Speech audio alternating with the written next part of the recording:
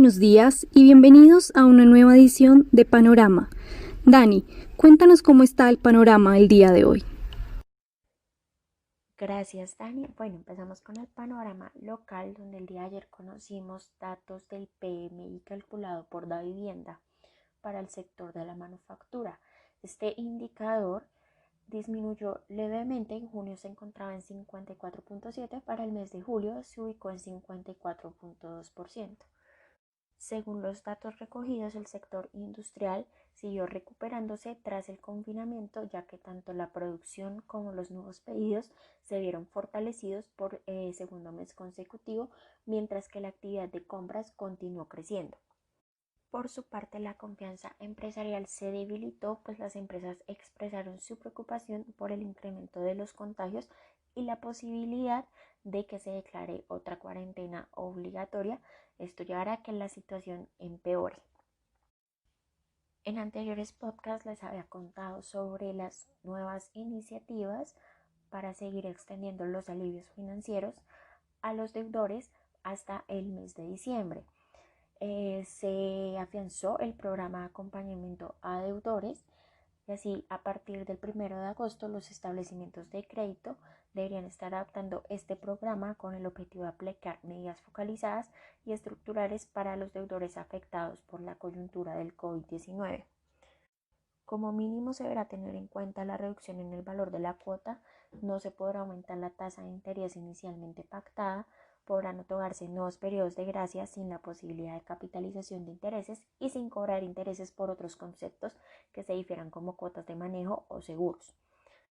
Y para finalizar, la Superintendencia de Servicios Públicos abrió una investigación formal contra 6 empresas de energía eléctrica y de gas.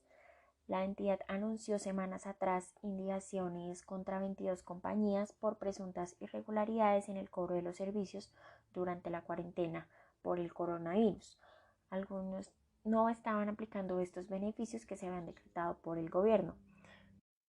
Dado esto, 3 de las empresas investigadas son Enel Codensa, que prestan los servicios en Bogotá, Cundinamarca, Meta, Tolima y Boyacá, y la otra empresa de gas es Banti,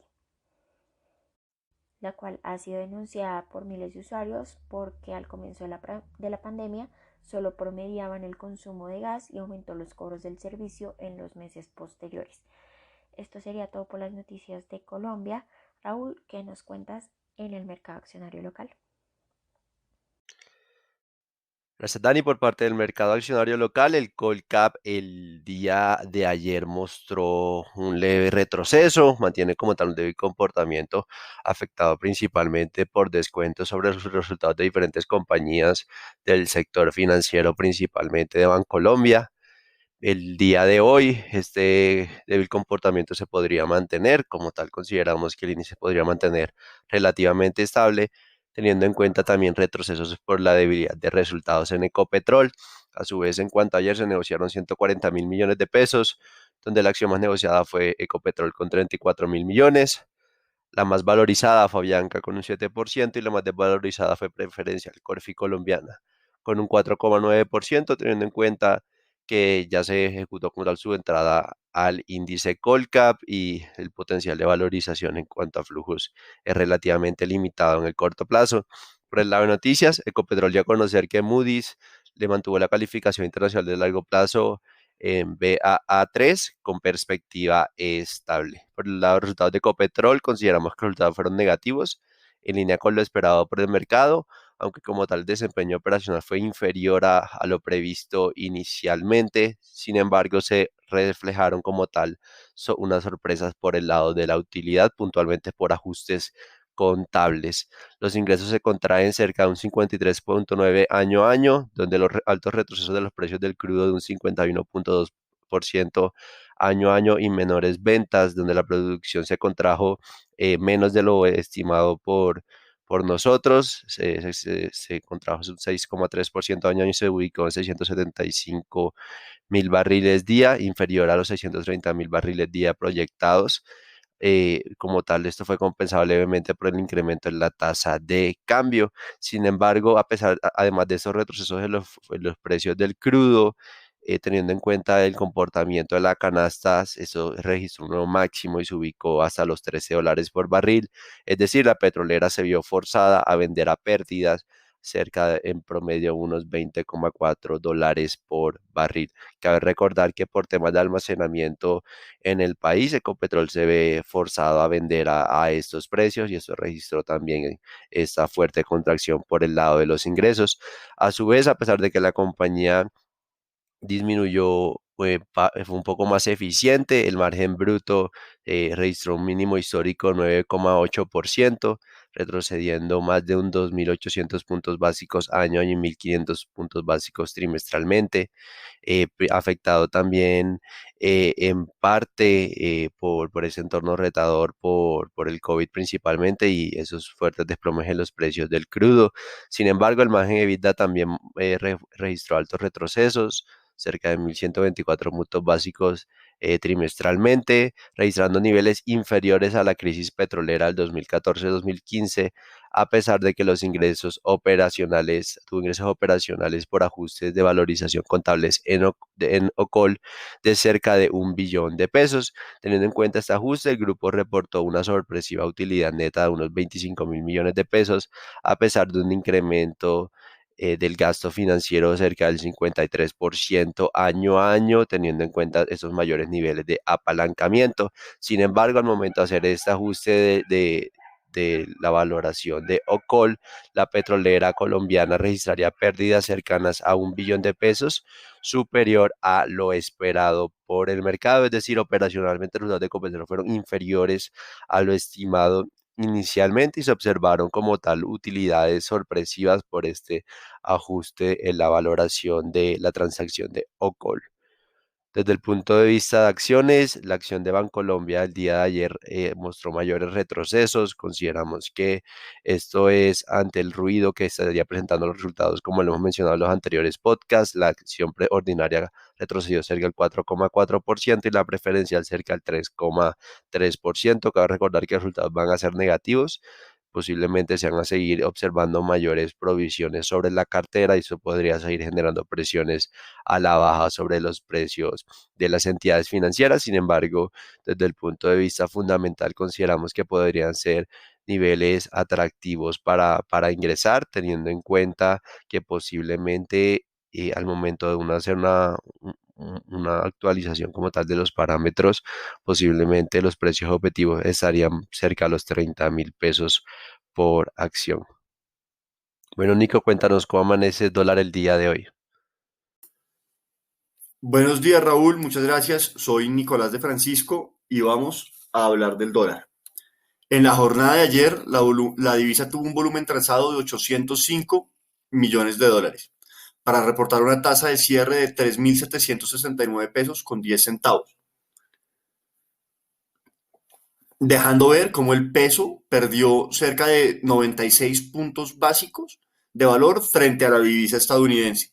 Durante la jornada, el dólar tuvo un precio medio de 3.768 pesos con 69 centavos, para un precio mínimo de 3.760 y un precio máximo de 3.772 con 70 centavos. Para el día de hoy esperamos unos soportes alrededor de los 3.730 y 3.740 pesos y unas resistencias hacia los 3.770 pesos y 3.780. Los dejo con Sharon para los temas de renta fija. Gracias, Nico. El día de hoy te cuento que por el lado de renta fija local, el mercado no tuvo mayor reacción a la decisión de recorte del Banco de la República de 25 básicos. Esto ya está bastante descontado y la curva de tasa fija se desvalorizó cerca de 4 básicos, con las valorizaciones concentradas en el segmento medio, con los 28 teniendo la mayor variación durante la jornada. Por el contrario, la curva TES-VR tuvo un comportamiento mixto y se desvalorizó cerca de un básico, donde toda la curva presentó valorizaciones a excepción del segmento medio, con los 25 desvalorizándose. Los test del 24 mantienen un movimiento relativamente lateral durante las últimas 5 jornadas y se desvalorizaron levemente, cerrando en 3,4%, mientras que los test del 28 lograron un nuevo mínimo histórico de 5.14%, valorizándose en 9 básicos durante la jornada. Por el lado de deuda corporativa se negociaron solo 3.000 millones a través del sistema transaccional y aproximadamente 823.000 millones por registro. 40% de las transacciones se concentraron en tasa fija del 21, seguido por tasa fija del 22 e IPC del 20. Y por último, en cuanto a las negociaciones, los IBRs continúan ampliando las valorizaciones, seguidos por los TES VR, mientras que los TES en pesos continúan presentando las menores valorizaciones. Gracias por escucharnos y no olvides conectarte a diario para conocer el panorama del mercado. Buen día y hasta la próxima.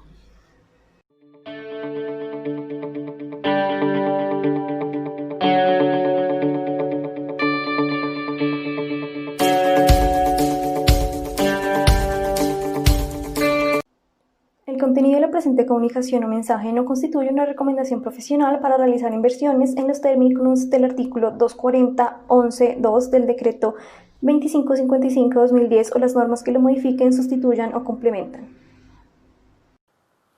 Muy buenos días, Sharon. El panorama de hoy es indeciso. La noticia de la jornada es la publicación de resultados de Ecopetrol, que por factores no operacionales logró evitar caer en pérdidas. Más información nos la dará Raúl en la sección de Colombia. Mientras tanto, los mercados internacionales, esta madrugada en Asia se extendía la buena dinámica de ayer que tuvo Estados Unidos-Europa, pero hoy en la apertura de Europa la publicación de resultados corporativos redujo buen impulso y están presentando en este momento descensos cercanos al 0.4, 0.5%, no solamente los futuros del Standard & Poor's, sino también pues, el mercado europeo en general. Con respecto a publicaciones de noticias económicas, ayer en Estados Unidos dos temas contradictorios. El PMI, calculado por Markit, descendió frente a su cálculo preliminar del mes de julio, pasando de 51.3 a 50.9, pero unos minutos después el ISM manufacturero, que es el indicador tradicional en los Estados Unidos, sorprendió con un registro de 54.2 unidades, mientras el consenso de analistas esperaba 53.6. Entonces tenemos un PMI manufacturero calculado por Markit en 50.9, pero un ISM manufacturero en 54.2 unidades. Los indicadores tienen diferencias en sus metodologías para hacer la medición, pero normalmente en momentos de crecimiento el ISM registra una cifra superior al PMI. Mientras tanto, en el tema corporativo, China aparentemente estaría oponiéndose a la posibilidad de que Microsoft adquiera la aplicación o la red social TikTok. Recuerden que ayer ya las declaraciones del presidente Trump habían dejado una rara sensación en el mercado, como si se necesitara pagar algo especial a los Estados Unidos para que una compañía en este país pudiera hacer algún tipo de adquisición en el sector de tecnología. Así que esto pues ya había dejado una mala sensación, y la respuesta del gobierno chino pues también hace pensar que sería una transacción muy difícil de llevar a cabo. Obviamente los amantes de las teorías de las conspiraciones les encantaría este anuncio, pues lo que están interpretando es que el gobierno chino no quiere perder esta herramienta de búsqueda o de tener información de otros países en el mundo. Mientras tanto, las negociaciones entre los republicanos y los demócratas para el nuevo paquete de apoyo fiscal siguen con muy pocos avances. Trump advirtió que tomaría decisiones ejecutivas para proteger los empleos, como sería una reducción de los impuestos a la nómina, pero ni siquiera los mismos republicanos están de acuerdo en esta iniciativa presidencial. Mientras tanto, Charles Evans, presidente de la Reserva de Chicago, advirtió que la economía de Estados Unidos, en ausencia de este nuevo paquete de asistencia complementaria para los desempleados, tendría un impacto económico muy negativo. En temas corporativos europeos, la petrolera británica BP está subiendo o sus acciones se están valorizando en el mercado luego de que los resultados del segundo trimestre fueran menos malos de lo anticipado. El trading, al igual que ocurrió con Chevron y otras compañías, le permitió tener unos ingresos que no estaban pronosticados por los analistas. Mientras tanto, la compañía decidió reducir su dividendo en un 50%. La compañía también europea Bayer, alemana, anunció una reducción de sus expectativas de ingresos para este año 2020 en cerca de 1 billón de euros menos de lo anticipado. El nuevo rango va de 43 a 44, todo esto como resultado de la pandemia. En monedas, el dólar se estaba cotizando estable frente a monedas reserva, como el de acuerdo al índice de XY, estaba en el mismo nivel que casi en la apertura de ayer, 93.6. El franco suizo se fortalecía 0.3%, el euro estaba relativamente estable y el yen perdía el 0.2%. En América Latina las monedas continúan debilitándose frente al dólar. Esta mañana el índice que calcula JP Morgan Lassie descendía a las 42.5 unidades. Mientras tanto, las materias primas retrocedían entre 1.5 y 1.6% esta mañana. Pero lo que se estaba haciendo era eliminando o borrando las ganancias del día de ayer. En términos netos teníamos los mismos niveles de apertura del día lunes. WTI 40 dólares con 30 centavos el barril y Brent 43 dólares con 40 centavos. La unidad de inteligencia de mercado de Bloomberg considera que es más posible que el WTI en las próximas semanas descienda a los 30 dólares a que aumente a 50 dólares el barril. Y en renta fija muchos anuncios. El pasado viernes, nos faltó esto mencionarlo el día de ayer de manera muy importante, Fitch Ratings decidió mantener la máxima calificación de Estados Unidos soberana en AAA, pero redujo la perspectiva de estable a negativa. Creen que el nivel de endeudamiento seguirá siendo más abultado. Esto no es nada nuevo. Los niveles de deuda han venido creciendo aceleradamente. Desde el agosto de 2011, Standard & Poor's ya había decidido eliminarle o quitarle la máxima calificación a los Estados Unidos, asignándole la calificación AA. Eso lo realizó un día viernes. Durante el fin de semana, varios seminarios se realizaron por parte de Bank of America, Goldman Sachs, Morgan Stanley, explicando a los inversionistas qué era lo que ellos pensaban que iba a ocurrir. El día lunes lo que terminó ocurriendo es por la mayor percepción de riesgo que hubo, no se debilitaron los activos de Estados Unidos, el dólar se fortaleció, los tesoros se fortalecieron porque así es como reaccionan los inversionistas a mayor percepción de riesgo, es lo que terminan comprando independiente de que la revisión a la baja de la calificación haya sido precisamente para el gobierno de Estados Unidos en ese momento. En caso de que Fitch en los próximos trimestres tomaran la decisión de hacer lo mismo, no creemos entonces que vaya a tener un impacto negativo sobre el dólar ni sobre los tesoros entonces. Así que hay que acostumbrarnos que el nuevo AAA se llama AA+. Mientras tanto, esta mañana las tasas de descuento de los tesoros a 10 años han vuelto a descender. Esta mañana estaban al 0.54, estamos en este momento en el 0.53%. Los bonos alemanes tienen una tasa muy parecida a la de los bonos estadounidenses, con la diferencia que tiene un signo menos al frente, es decir, los bonos alemanes son menos 0.54 en tasa de descuento. El mercado corporativo estadounidense se ha valorizado mucho durante los últimos meses, debido obviamente a todas estas medidas de inyección de liquidez. El spread de bonos corporativos calificados CCC, es decir, muy próximos, muy cercanos al default, descendió de los 1.000 puntos frente a los tesoros de Estados Unidos por primera vez desde el 27 de febrero de este año.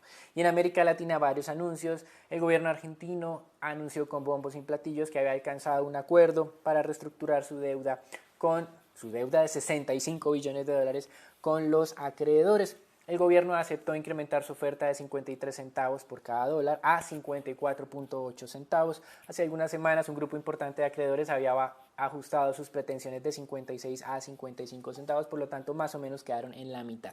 La siguiente fecha importante será el 24 de agosto, fecha límite para que otros tenedores de deuda se acojan a este acuerdo. El gobierno argentino espera una aceptación masiva. Mientras tanto, otro de los procesos de reestructuración de deuda de América Latina, la ecuatoriana, que estaba más avanzada que la argentina, o por lo menos tenía menos nivel de riesgo, al día de ayer el gobierno ecuatoriano también confirmaba que sus 17 billones de deudas habían alcanzado un acuerdo para ser reestructurados. El indicador de actividad económica en Chile, por su parte, del mes de junio se contrajo 12.4%, menos fuerte de lo anticipado por el mercado, una contracción más suave más bien. Y en el acumulado o en promedio durante el segundo trimestre de este año, la contracción de la economía chilena fue cercana al 14%. Si bien es cierto, es una cifra muy negativa, hay otros países de la región que aparentemente durante el segundo trimestre les fue peor. Una muy buena noticia para Brasil se dio a conocer el día de ayer con el PMI correspondiente al mes de julio, subió a 58.2 unidades, el más alto registro desde que se está publicando esta serie, desde el año 2017, pero igualmente no hay que olvidar que en abril se registró el peor registro de la historia, desde que se tiene publicación de este indicador, que fueron las 36 unidades. Recuerden que estos índices PMI por encima de 50 expansión, por debajo de 50 contracción, pero frente al mes anterior, no frente al año anterior, que es algo que hemos mencionado nosotros insistentemente durante los últimos meses sobre los PMIs. De hecho, esta mañana se va a conocer cifras no de julio, sino de junio de la industria de Brasil. Es un poco rezagado, por eso el mercado le gusta tanto los PMIs que van un poco más al día. Pues bien, la industria de Brasil se contrae en términos anualizados junio 2020, julio 2019, un 9%.